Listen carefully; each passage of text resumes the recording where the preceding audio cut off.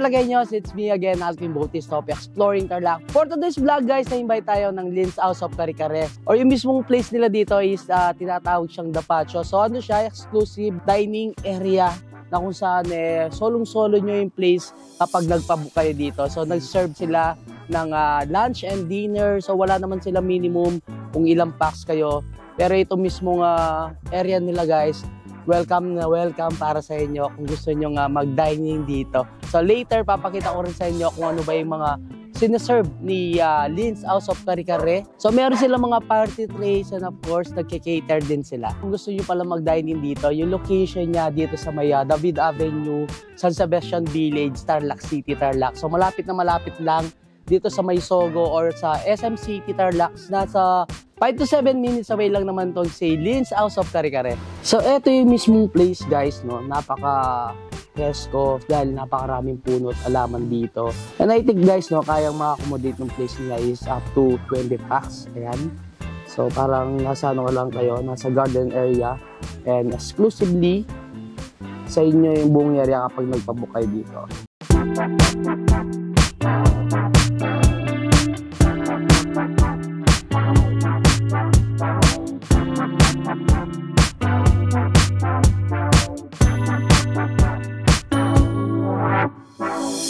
Hello po, mga Tarlacanyo! So we're inviting you to try our party food trays dito po sa Lynn's House of Kare-Kare. Our specialties po, we have sisig Kapampangan, authentic beef Kare-Kare, and a lot more na mga Kapampangan specialties. So to order po, just get in touch with us through our Facebook page and Instagram. And we also invite you to try our private dining. You can book for, let's say, 5, 10, kung ilan po kayo, just let us know in advance and you have exclusive use of our private dining. No minimum po. So we hope to see you soon. Thank you po!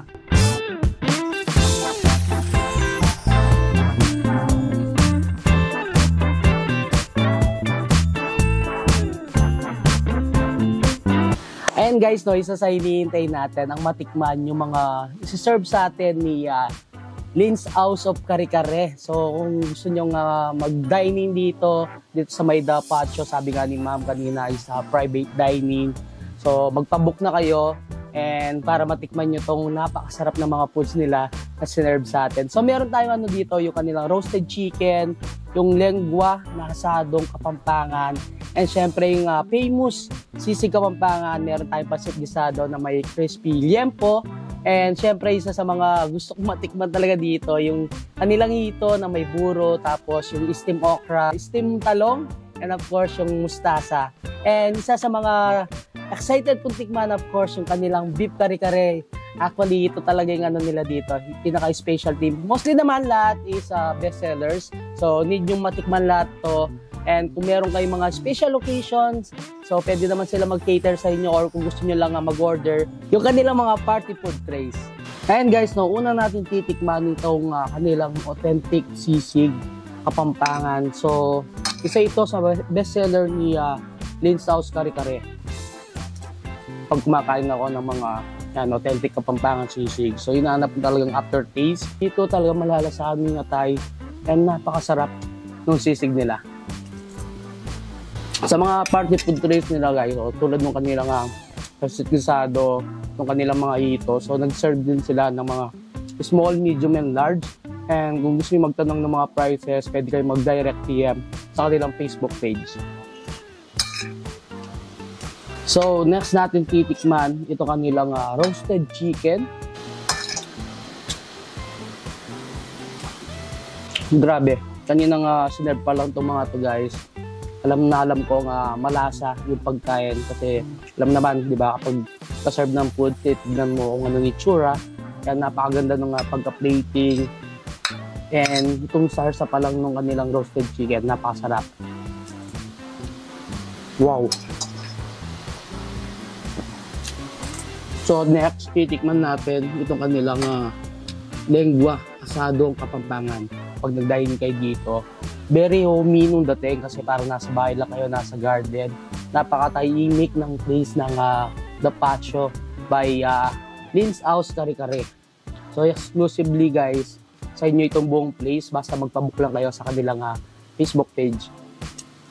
Grabe, lahat masarap. Siyempre, tikman muna natin ito kanilang pancit gisado. So, meron din naman sila mga pasta dito na siniserve and mga dessert, mga drinks. Mag-PM lang kayo sa kanilang Facebook page, guys, para ma-send din nila yung mga menu. So, kung magpapabook kayo dito, pwede na rin kayong sabihan nyo na din sila kung ano yung mga order nyo. Para pagdating nyo, guys, so upo na lang kayo at kakain.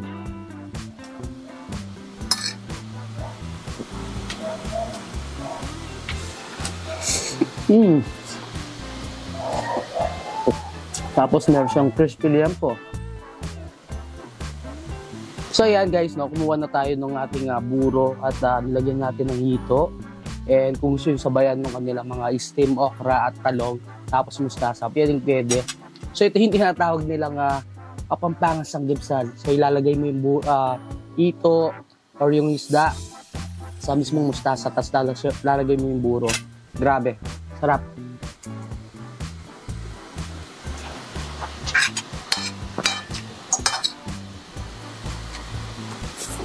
Moment of truth, guys. So titikman na natin ito kanilang beef kare-kare. Siyempre, lagyan natin ng sarsa. Yun. Yung kanilang pagong.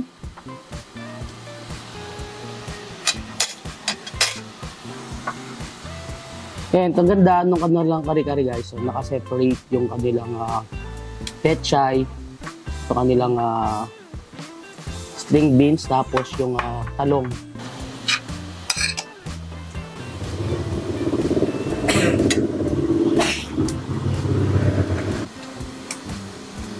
Mukhang hanapin ko itong mama.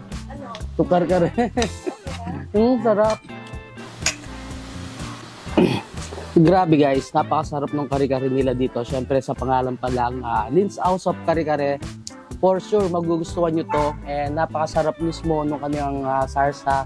Napakalambot ng meat. And yung bagong niya talagang hanapin mo din lasa. Napaka-fresh nung kanilang mga vegetables. Siyempre, napaka-crunchy.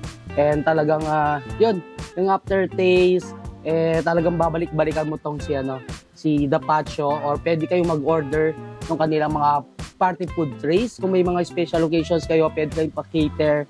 And lahat, all in all guys, lahat ng mga sinerve nila sa atin, talagang approve sa atin, napakalasa at napakasarap.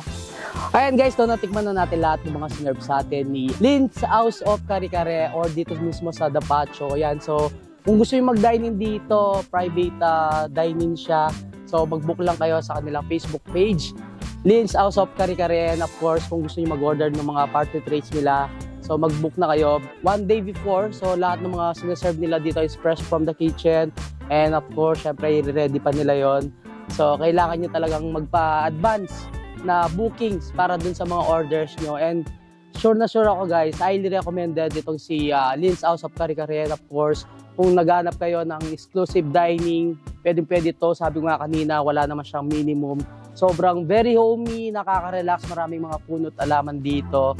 And kung may mga intimate celebration kayo or mga occasions, pwede nyo i-book itong si Dapacho. And sabi nga ni Madam kanina is wala namang fee yung venue. So talagang sa inyo, exclusively yung buong place nila. Ayun, hanggang dito na lang. Don't forget to subscribe, like, comment, and click the notification bell para updated kayo sa lahat ng videos ko. And of course, huwag nyo kalimutang i-share ang video to para malaman din ng mga ibang Katarlaqueños natin itong si Dapacho. And of course, si Lin's House of Kare-Kare na nag-serve ng mga masarap na mga Filipino dishes and napakaganda ng place nila. So until our next vlog, peace out!